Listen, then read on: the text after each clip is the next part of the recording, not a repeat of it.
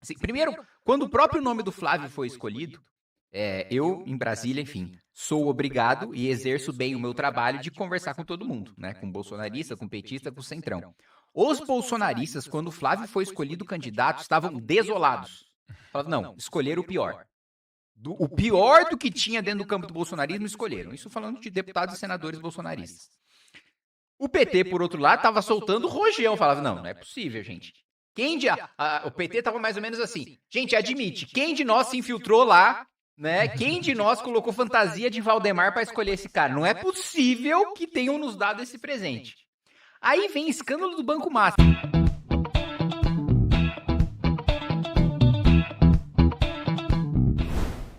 Eu acho o primeiro ponto.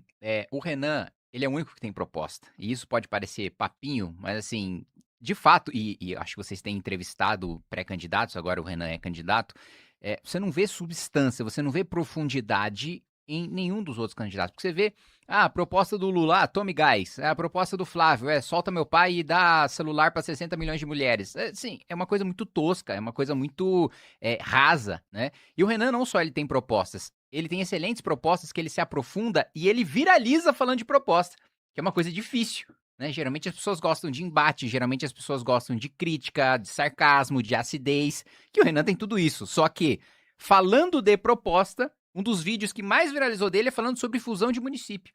Falando sobre, olha, boa parte dos municípios brasileiros são inviáveis, são minúsculos, existem só para ter prefeitura e câmara de vereador, que você gasta mais com o prefeito e com o vereador do que com o cidadão, né? O orçamento da cidade está mais voltado para financiar a estrutura política do que o próprio município. E ele viraliza falando disso, ele viraliza falando de lei de responsabilidade gerencial, né? De você ter meta para que o prefeito cumpra um básico de educação, de saúde, de segurança pública, de saneamento básico. Se ele não bater, ele se torna inelegível, diminui o CEPAS da União na gestão dele. Então, eu acho que o primeiro ponto, tem propostas, tanto que nós resumimos as nossas propostas agora no plano que a gente protocolou para o TSE. TSE a gente protocolou 60 páginas, que é o livro amarelo, nossas propostas resumidas, mais o livro amarelo em si, que a gente lança no nosso congresso, dia 1º de agosto. Tem 360 páginas, né? Então, a gente entra no detalhe, a gente fala sobre as mais diversas áreas. Eu, pessoalmente, fiquei aí encarregado como futuro ministro da Reforma de Estado, aí, anunciado pelo Renan, da coordenação da parte econômica, que também está excelente, assim, vai ser o maior... eu ouso dizer que é o plano mais econômico, mais ousado desde o Plano Real, né? Assim, é realmente uma mudança estrutural do orçamento brasileiro que a gente não viu aí desde o Plano Real. Então... eu acho que o primeiro ponto é de ter proposta, de ter substância. Outro ponto, a estratégia que ele tem adotado de visitar os municípios que nunca nenhum outro pré-candidato à presidência da República jamais foi. Não é que ele está indo em lugares que o Lula ou que o Flávio não vão, ele está indo em lugares que nunca ninguém desde a Nova República foi para fazer campanha. Né? Municípios pequenos, e ele não fala sobre as suas pautas nacionais quando ele vai nesses municípios, ele fala sobre as pautas locais. Né? Hoje ele estava, inclusive, gravando ali num local conhecido, acho que é por ter garimpo ilegal, até agora que ele é candidato oficialmente, passou a ter segurança da Polícia Federal, e a Polícia Federal faz análise de risco em cada agenda dele. Dessa vez, teve 60 PFs ali com um fuzil para fazer a segurança, que era uma área realmente de risco. E ele fala sobre os problemas locais, e isso gera uma repercussão muito grande, porque o Renan, a nossa avaliação de estratégia de campanha o Renan não é uma figura grande o suficiente hoje para ser um baita evento num grande centro. Né? Então, o Renan na cidade de São Paulo, é um cara a mais. Agora, o Renan numa cidade de 15 mil habitantes é um evento para a cidade, para a região. As pessoas vão na porta da rádio, gera uma impressão gigantesca, principalmente quando ele está falando dos problemas da própria região. Né? Porque mesmo quando um candidato à presidência vai, geralmente ele fala sobre as pautas nacionais ou sobre os problemas do Estado de maneira geral, mas não daquela cidade especificamente. E isso está gerando um crescimento, né, de pessoas que estão falando sobre ele em espaços que os outros candidatos não estão entrando. Então, eu acho que esses dois elementos ajudam, né, a mostrar do porquê que a campanha do Renan está crescendo. E um terceiro elemento fundamental que para mim é sintomático do porquê o Renan vai vencer. E hoje, quando eu falo isso em Brasília, ou quando eu falo isso para jornalistas ou analistas políticos, ou quando eu falo para o mercado, todo mundo ri da minha cara, né? Mas esse terceiro elemento é fundamental do porquê que eu acho que o Renan vai ganhar. Ele é o único que tem militância orgânica. Ele é o único que tem pessoas que batem no peito com orgulho e falam, cara, eu tô com muita vontade de apoiar o Renan de mostrar o vídeo dele pro meu pai, pra minha tia, pro meu filho, pra minha avó, de levar a gente pro evento, eu tenho orgulho de apoiar o Renan. Você não vê isso, né? Bom, na candidatura do Lula, a juventude, né, que poderia, a esquerda, que poderia fazer uma campanha mais apaixonada pro Lula, acha que o Lula é neoliberal. Que a juventude mais à esquerda é comunista. E comunista não no sentido do fantasma do comunismo, né? Que geralmente o Bolsonaro costuma falar. Comunista de verdade, materialista, que defende revolução armada, né?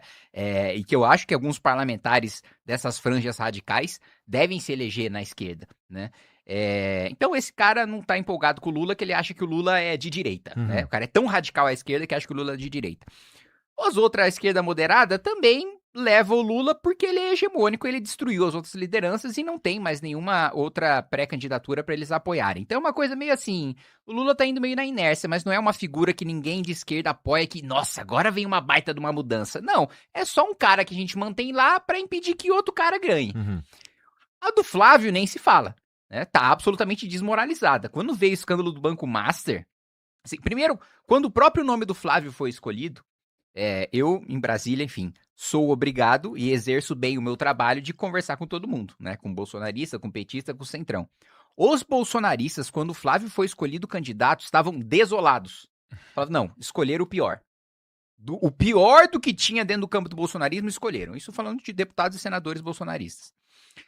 O PT, por outro lado, estava soltando rojão. Falava, não é possível, gente.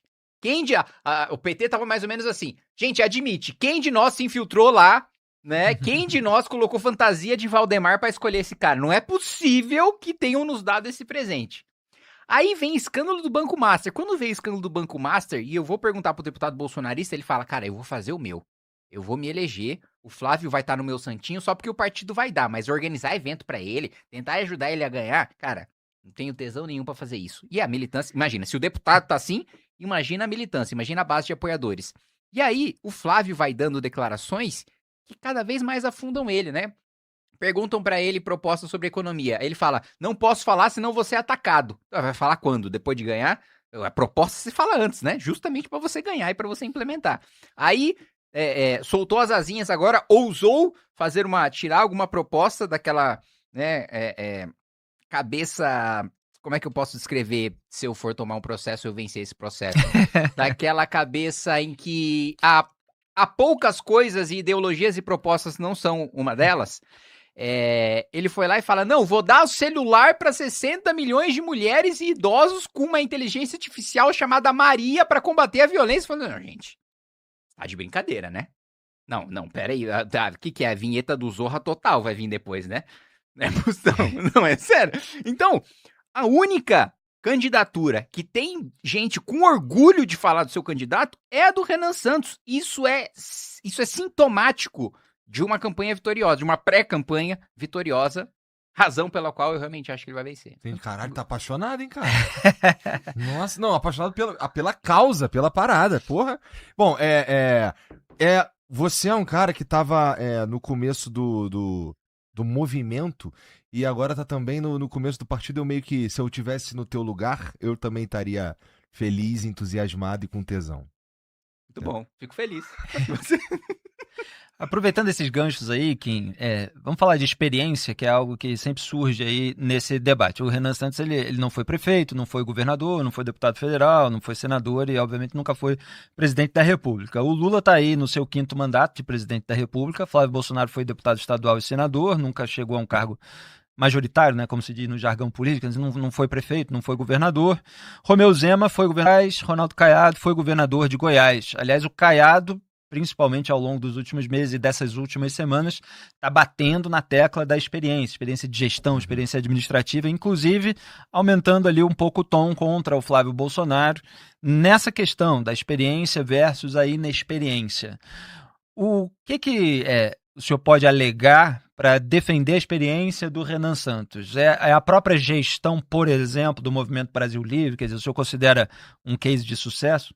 Não tenho a menor dúvida disso, né? O Renan, ele teve a capacidade de montar um partido político quando um ex-presidente da República, no exercício da presidência, não conseguiu.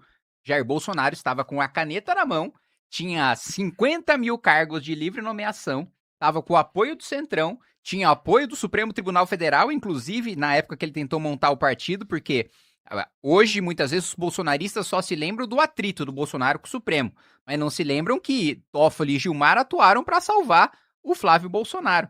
Que o Toffoli fez até uma concessão retórica para o Bolsonaro, né? O Toffoli era presidente do Supremo e ele deu um discurso falando mais ou menos o seguinte: olha, gente, agora que nós estamos em novos tempos, não sei o quê, eu chamava de golpe de 64, mas eu vou passar a chamar de movimento, né? Então, assim, a subserviência do Toffoli ao Bolsonaro era tamanha que até no negócio, né, que deveria ser... Você, independentemente da sua convicção, deve ter uma grande convicção sobre 64, né? Você achando que é golpe, achando que é revolução, você tem opiniões fortes e não uma opinião fraca o suficiente para você deixar de chamar de golpe para chamar de movimento. Então, o Toffoli chegou nesse estágio, né? E ele suspendeu liminarmente não só a investigação do Flávio, mas de todo mundo que tinha investigações envolvendo compartilhamento de informações do COAF com a Receita, que era justamente o caso do rachadão ali do Flávio Bolsonaro, em que ele roubou na Assembleia Legislativa junto com o André Siciliano, presidente da Assembleia do PT, hoje assessor da Secretaria de Relações Institucionais. Então, o assessor da Glaze ajudou o Flávio Bolsonaro a roubar na Assembleia Legislativa. Então, o primeiro ponto mesmo com a simpatia do Supremo, a simpatia do Centrão, Bolsonaro não conseguiu montar um partido político e o Renan conseguiu. Além disso... seria o Aliança, né? Seria o Aliança pelo Brasil, o partido do Bolsonaro. Acho que parou ali em 180 mil assinaturas. Precisava, na prática, assim, em tese, né? Você precisa entregar 560 mil, mas na prática, como você tem perda por divergência de dados e por aí vai, problema de cartório, você precisa entregar 800, 900 mil, Bolsonaro parou em 160. E a administração também de um movimento que se institucionalizou de maneira muito bem sucedida, né? O MBL hoje, ele está em todos os estados da federação, em boa parte dos municípios. A gente tem uma iniciativa bem sucedida de fazer um movimento oposto da imprensa, que é ter uma revista impressa, que é a revista Valete, e a tiragem só aumenta todos os meses, né? Sendo que toda a imprensa está fazendo um movimento contrário, indo para o digital, né? O Renan tendo a iniciativa de ter uma revista impressa cultural, de textos mais densos, que vai, digamos assim, na contramão do que as gerações mais novas estão consumindo, né, de conteúdo mais rápido, mais mastigado, mais fácil, ainda assim, indo mais profundamente. Pô, a gente tá falando, começamos com 0, evidentemente, já estamos partindo aí para 6, 7 mil assinaturas mensais. Um aplicativo próprio, com cursos próprios, com estruturas de dossiês políticos explicando diversos temas, aulas de história, de filosofia, de direito, uma rede social própria dentro desse próprio aplicativo com adesão. Então, existe uma gestão de movimento político e há uma experiência em liderar. Não é fácil você inspirar pessoas, não é fácil você organizar a militância, não é fácil você organizar grandes eventos, como a gente faz com milhares de pessoas todos os anos, e você manter a gestão de vereadores que foram eleitos, deputados estaduais, a minha eleição de deputado federal, do que o Renan foi fundamental nas duas. Então, existe uma comprovação de experiência política, de liderança. Agora, quando a gente vai parar para olhar, né, primeiro, comparando com os outros, o Lula, ele tá aí no seu 4º mandato e ele faz um governo absolutamente fracassado, né? A gente tá com uma das maiores taxas de juros do mundo, a gente tá com a inflação fora da meta, tá numa calamidade de segurança pública, educação nem se fala, né? Mais da metade das nossas crianças são analfabetas, 70% das nossas crianças não sabe quanto é 200 menos 150, não sabe fazer conta com número com 3 algarismos ou mais. Então, assim, a experiência de gestão do Lula é um absoluto fracasso. Do outro lado, o Flávio Bolsonaro só tem experiência em roubar. Ele teve um mandato que foi dado de presente pelo pai dele, na Assembleia Legislativa do Rio de Janeiro, participou da rachadinha, depois, né, que ele ganhou pro Senado, ele quis dar saltos maiores e aí ele foi promovido, né, de um rachador para um bandido de roubo de banco, né, junto com o Daniel Vorcaro.